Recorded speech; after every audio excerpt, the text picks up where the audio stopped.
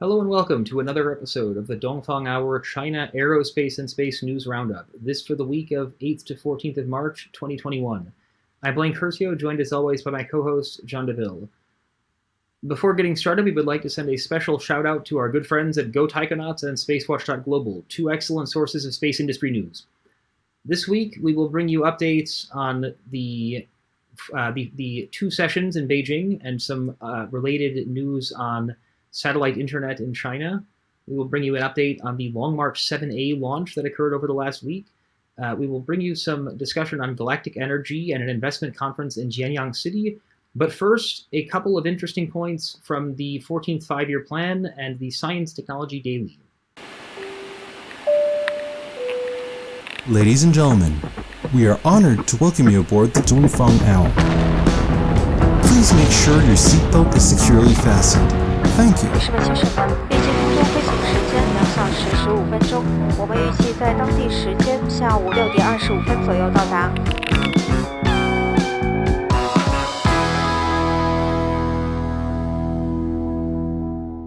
Our first piece of news for the week comes from the Science and Technology Daily, the official newspaper of the Ministry of Science and Technology of China. The Sci-and-Tech Daily reported on March 13th, Saturday, a handful of updates from China's 14th Five-Year Plan for 2021 to 2025 related to the development of new technology infrastructure. We saw on this report a handful of expected buzz phrases like 5G, IoT, and cloud computing, but we also saw a couple of updates related to space, namely the building of a global network of communications, Earth observation, and satellite navigation satellites that has global coverage. And the second update was that there is going to be a commercial launch site built during the 14th Five-Year Plan. So just to unpack these 2 points a little bit. The first point, this idea of building an integrated communications, EO, and Satnav space system with global coverage, this is not particularly new or surprising. We've heard about this both in the Belt and Road Spatial Information Corridor, which talks about having all three of these types of constellations. We've also heard about it a bit more specifically in this concept of通导遥一体化, or basically the integration of communications, Satnav, and EO. And again, both of these concepts, Belt and Road Spatial Information Corridor and 通导遥一体化, they've been around for a while. But again, we formally see them announced in the 14th Five-Year Plan as a goal for the next 5 years. And the noteworthy element, I think, at this point is that all three would have global coverage. And to now, China only really has global coverage of Satnav and of Earth observation. And another kind of related point to this, which I think John will talk about a little bit more momentarily as it relates to satellite internet, is this the Guowang constellation, which is likely going to be the global component of the communications constellation that we're going to be seeing over the next 5 years.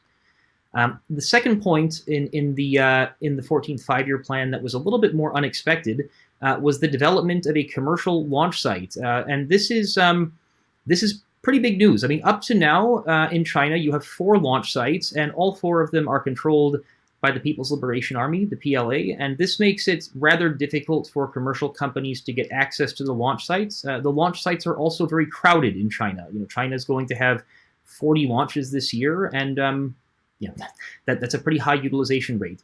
And so the idea of having a commercial launch site is quite interesting, and it could be a real coup for commercial companies if they want to improve their access to launch sites, as it were. So sort of extending on this a little bit, a big thanks to a couple of Twitter users, namely Ace of Razgriz and Phil Leaf. They posted a couple of other interesting tidbits of information that shined a bit more light on this commercial launch site.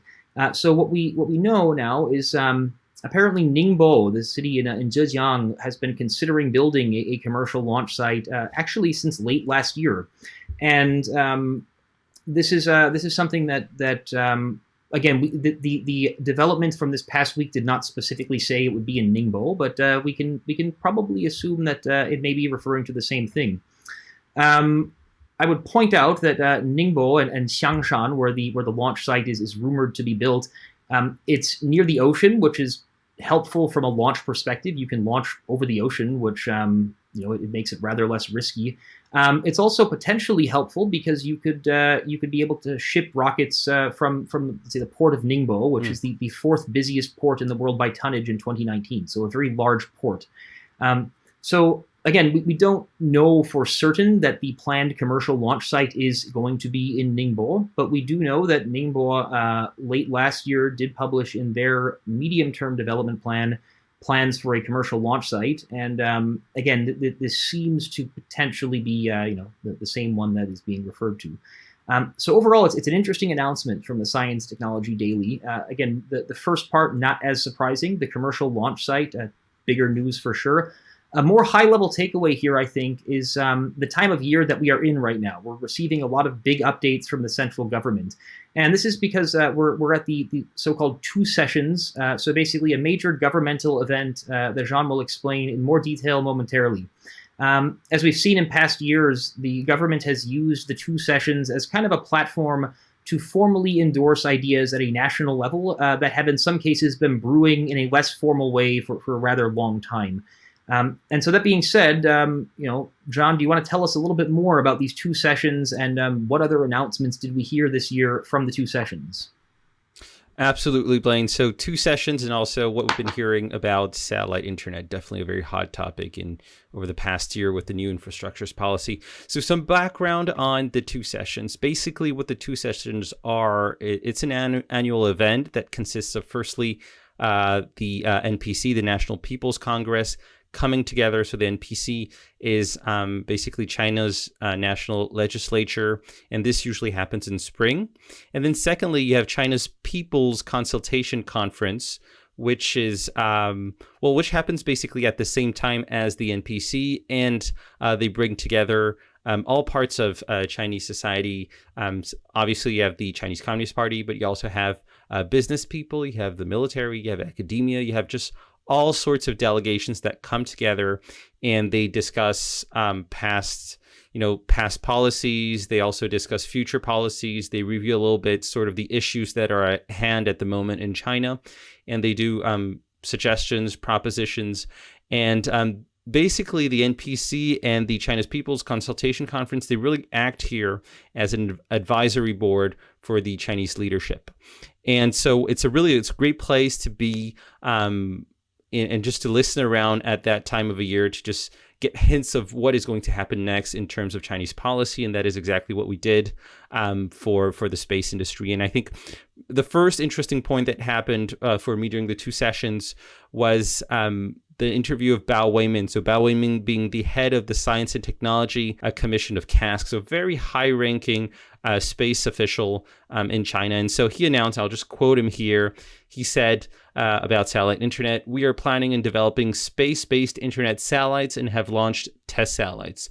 The state will also set up a dedicated Guowang company to be responsible for the overall planning and operation of the satellite internet infrastructure." So Guowang meaning national network. And so I think the fact that when you combine that, the fact that it's Bao Weimin, so very high-ranking official, you combine that with the fact that it's during the two sessions, you combine that with the fact that at the end of last year, we saw that China had filed for a constellation with the IT of, I think it was around 12 or 13,000 satellites that had the initial GW, so very likely Guowang. I think when you put all of these pieces together, it basically means that the Guowang super constellation is now basically official. And so that's the first point that was interesting from the two sessions. There was another nice insight that came from the two sessions, this time from Lei Jun. So Lei Jun is the CEO of Xiaomi, and he's a member of the National People's Congress. So he submitted 4 proposals regarding private space,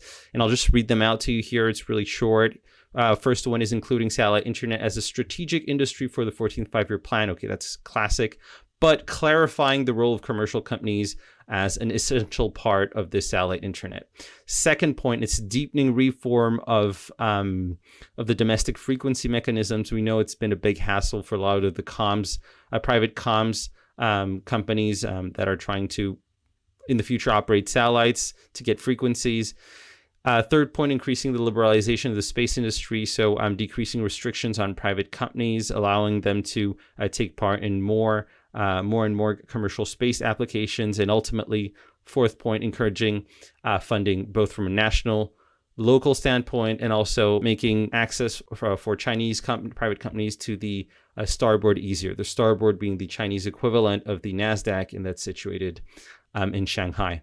So this is remarkable because, first of all, I mean, Lei Jun is very likely the biggest supporter of Chinese private space among Chinese billionaires.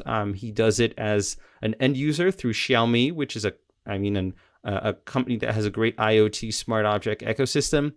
He also does it through Shunwei Capital, which is a VC and which invests a lot in space. So I think that's the first point. The second point is it's also sort of expected for two reasons. Because first of all, during last year's two sessions, Lei Jun actually did exactly the same thing. He submitted the 4 proposals that were very similar or even identical. I don't remember, but very similar.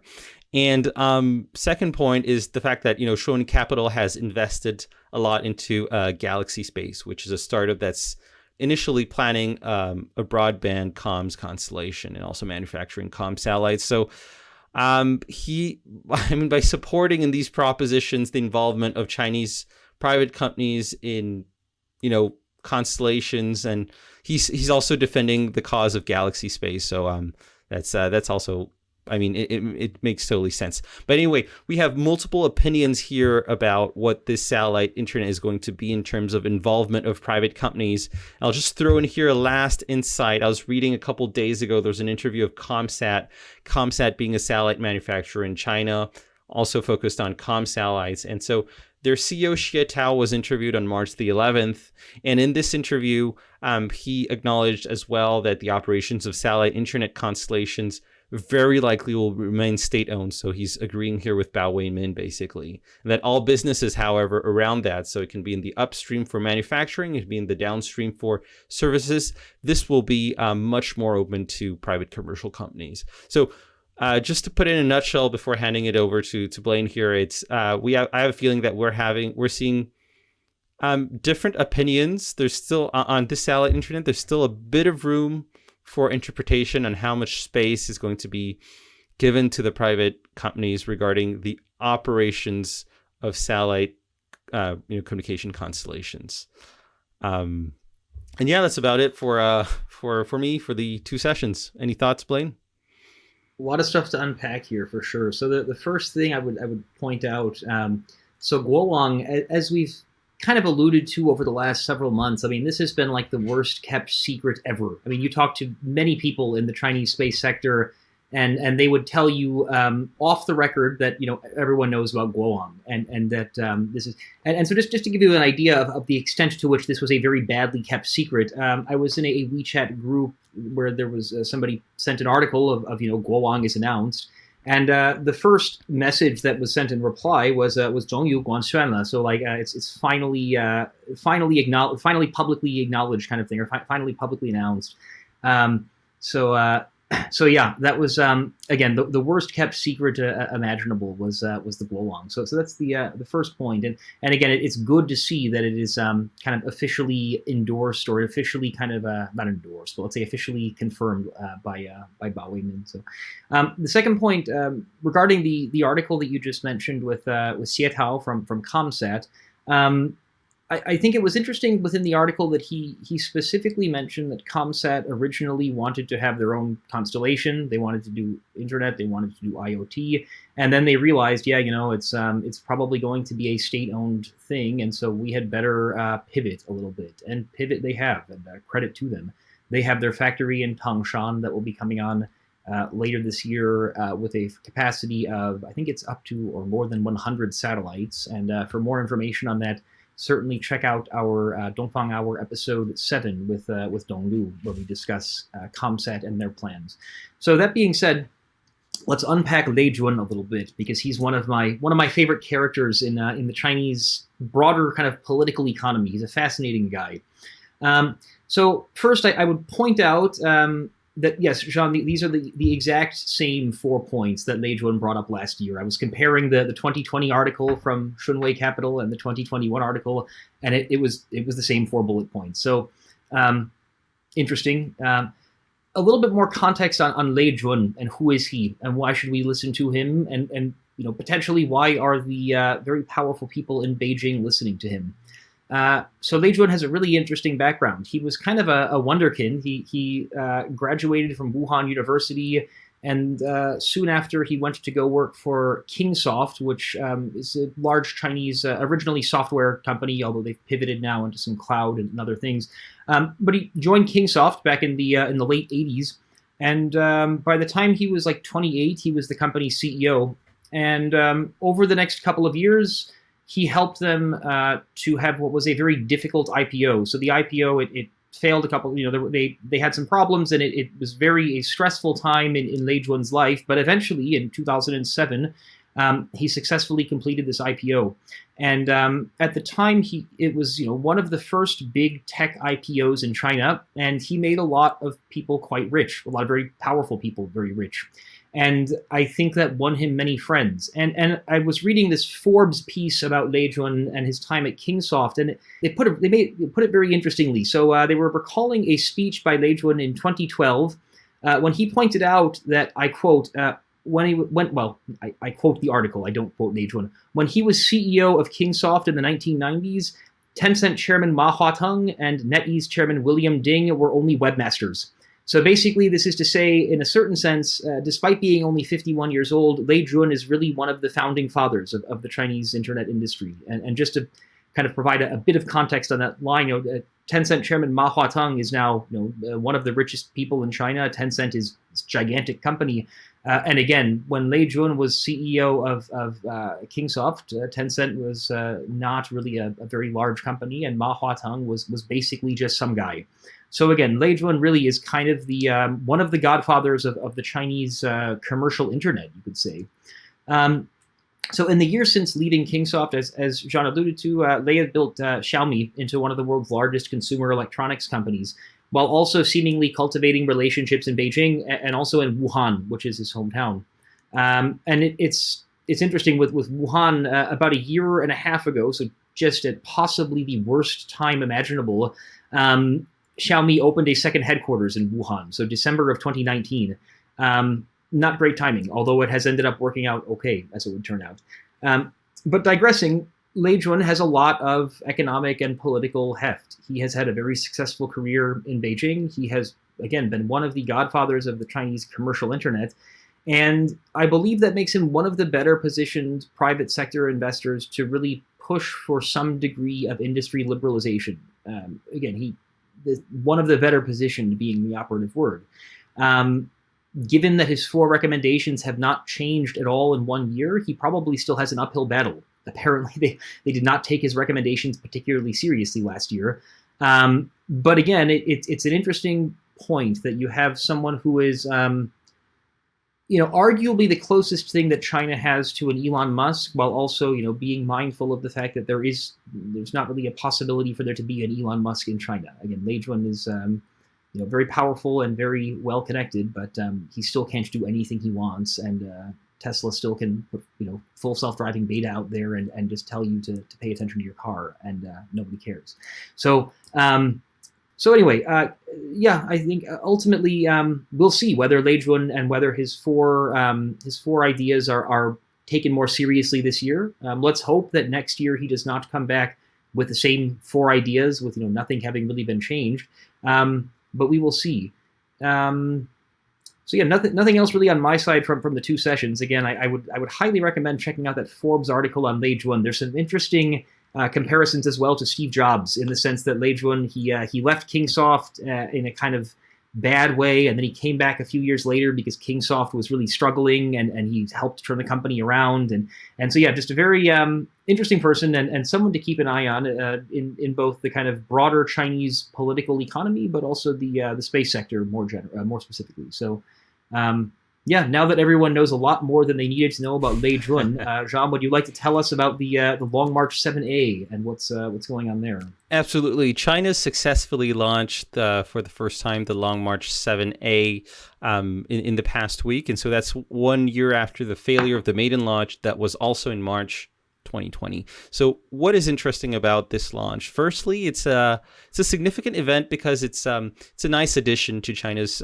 family of Long March rockets, in the sense that it increases the payload capacity, extends the payload capacity of what was initially the geostationary, workhorse of China, which was the Long March 3, and notably the Long March 3B, the heaviest variant, was able to send 5.5 tons into geostationary transfer orbit. And so the case of Long March 7A, this their payload capacity goes all the way to 7 tons, so an extra 1.5 tons. And so it fills a gap that was between this Long March 3B enhanced version, 5.5 tons, and China's currently heaviest rocket, which is the Long March 5 at 13 to 14 tons into GTO. So I really expect that Long March 7A will be taking over and sending a lot of China's heavier geostationary satellites into orbit. Although I would note that for the heaviest platform, which is the Dongfang Hour 5, that will probably still be Long March 5 in the sense that that platform is beyond 7 tons. I remember that the Shijian 20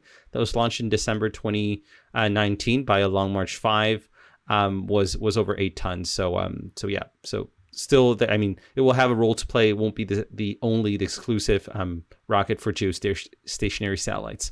And so that's the first point. The second point I want to mention today is that the Long March 7A, as our listeners have probably guessed, is a variant of the Long March 7.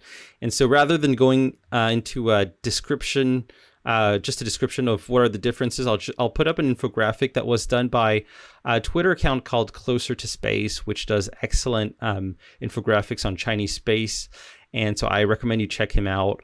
And so I'll put this up, and as you can see, the main difference here is that the 7A is the 3-stage variant of the 2-stage 7. So you have the third stage. You also notice that the second stage is a bit shortened. I would guess that is because, the Long March 7A is already very tall, and the fact that I think it's even taller than Long March 5, and the fact that it has a smaller diameter, 3.35 diameters instead of 5 meters, I guess, that's a reason to shorten the second stage to keep the form factor, but that's just my guess here. And so that's the second point. The last point I want to mention about Long March 7A is that after the success of their launch, they also, so CALT released information also about the reasons of the failure of the first launch. And there was a lot of mystery around the failure of the first launch. There was discussion of a drop in pressure in the oxygen systems in the second stage, but nothing was confirmed. And so a couple of days ago, they finally released this information. Apparently, it was a cavitation problem that was in the outlet of the oxygen tank of one of the boosters. And so the outlet was then redesigned, and apparently the cavitation problem through simulations and through testing, this is no longer a problem.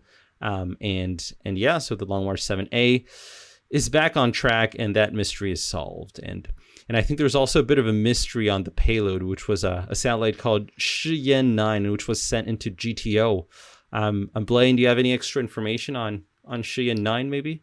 Just a very little bit, but given that I don't have, I don't have top secret security clearance in Beijing, it's only just a little bit.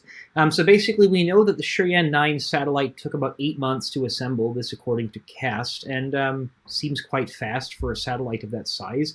The satellite will be used for spatial environmental monitoring, but that's basically all the information that we know about the satellite specifically.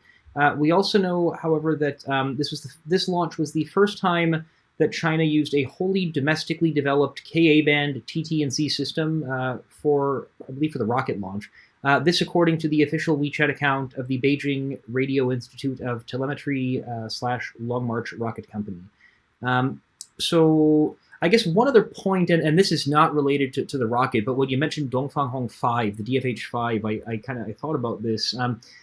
What the heck has happened to that platform? Because remember, I was doing some research a couple days ago about the recent orders by China Satcom for 4 or 5 new satellites, and every single one of them, as far as I know, was a DFH-4E. And the 4E is a big, it's a big platform. There's a lot of improvements over the DFH-4. So yeah, what the heck happened to the DFH-5? I mean, those 4 or 5 satellites, that represents China Satcom's, order manifest for the next, couple of years. I don't think they're going to be placing many orders for many more satellites. So again, that's sort of, we'll look into that, but that has nothing to do with this week. So that being the case, why don't we move on to the last news update of this week, which is Galactic Energy arguably the fastest moving commercial launch company in China, founded a whopping 36 months ago, roughly in early 2018, and they have already reached orbit once, so good on them. They appeared at an investment conference in Jianyang City, outside of Chengdu in Sichuan province. So this investment conference was on the 10th of March, so this past week, and the article, which was from Galactic Energy's official WeChat account, noted that the company is developing an intelligent manufacturing base in Jianyang for its Series 1 rocket. And the base is expected to come online in May of this year. The article also notes that when the base is fully completed in the future, at some unspecified time, it will have an annual production capacity of 24 rockets. It did not specifically mention that they would all be Series 1 rockets, so it's possible that there would be some Pallas 1 rockets, which is the larger, I believe, liquid methalox rocket that Galactic Energy plans to launch in the next 1 or 2 years. But yeah, so 24 rockets will be the capacity of this rocket manufacturing base in Jianyang City, at some unforeseen time. The company also mentioned plans to complete the assembly of their Series 1 Prototype 2 and Prototype 3 rockets at the Jianyang base. So basically, the having launched their first one last year, you would have these next two that are going to be completed in Jianyang and that are they are slated to be launched in September and November of this year, respectively. So a couple of things to unpack here a little bit. So again, very impressive progress by Galactic Energy. They've just moved very fast. And again, they continue to, every couple of months, it seems like, they have some significant announcement. So it would be interesting to know, what's in the water in Jianyang, or are they having Wheaties for breakfast? But the second takeaway, Jianyang is a pretty interesting place to build an intelligent manufacturing base for rockets. So I have never been to Jianyang, although I've been very close to Jianyang, and I have worked with another space company that is based in Jianyang. It's about an hour away from the city of Chengdu, and it is near a massive new airport being built there, so the Tianfu International Airport. And the city is also noteworthy for being home to the hot pot powerhouse Haidilao. So if anyone is familiar with Haidilao, they can thank Jianyang City because it is the world's most valuable hot pot company with a market capitalization, I checked on Friday, of 300 billion Hong Kong dollars. So what is that? About 40 billion US dollars, billion with a B. So we have a hot pot company from Jianyang that is the world's most valuable. So again, if you're ever in Jianyang, you can go and check out the Galactic Energy Intelligent Manufacturing Base. You can go check out the new airport, which is apparently going to be very nice, and you can certainly go and get some Haidilao hot pot because there is no better place in the world to get Haidilao than Jianyang, one could argue. Jean, anything else from you about Jianyang, the hot pot, or the rockets that are coming out of there? So I'll try to be short because we're passing the 30-minute mark here, I see. So I agree with you that Jianyang is a very interesting place to set up a space company, and I think this just illustrates how Chengdu and how Sichuan province in general, they've really done a fantastic job at attracting talents and space companies, and I think especially since they started from scratch a couple of years ago, and I think that a good illustration of this is this park where Galactic Energy will be building their manufacturing base in Jianyang. They're not just building it in the middle of nowhere. It's a place called the Chengdu Aerospace Industry Functional Zone, Chengdu Kongdian Chanye Gongneng Qu in Chinese, and this place is huge. It's 168 square kilometers, and I'll put a picture up so you can realize how much construction is going on there for an area that's just dedicated to the space industry. And I think this is really representative of how some local governments can attract talents out of Beijing and into their province or their city. So Jianyang, we know that they're actively trying to recruit Chinese space companies, and we saw that, for example, in interviews they discussed how they actively went to Beijing to discuss with Galactic Energy. So it's more Jianyang reaching out to these space companies rather than the other way around. That's the first point. They also offer, in what is a classic today for provincial governments and cities, office space, land, this sort of stuff. And last point, it's funding. We know that Galactic Energy has also gotten some funding from local local funds. And so all of that is really a great mix. And when you put that together with the fact that in Jianyang, you probably have much lower labor costs than Beijing, which is the headquarters of Galactic Energy. And with the fact that in Chengdu, you have some great universities where you can recruit talents such as USTC, you put that together and that's just a great mix for a space company. And that's exactly what the CEO of Galactic Energy, Liu Baiqi said that, I mean, when you combine that, put all of that together, it's a no-brainer. And that's why we went to Jianyang. And this is something that we're seeing increasingly. I mean, we've discussed this previously. ComSat going to Tangshan, Galaxy Space and Deep Blue Aerospace going to Nantong. And we had just last week, Qiansheng Exploration going to Fuzhou, Jiangxi. And so I recommend you check out that episode because Blaine does talk a lot about Fuzhou, Jiangxi. And you will not hear about Fuzhou, Jiangxi anywhere else this week. I promise you that.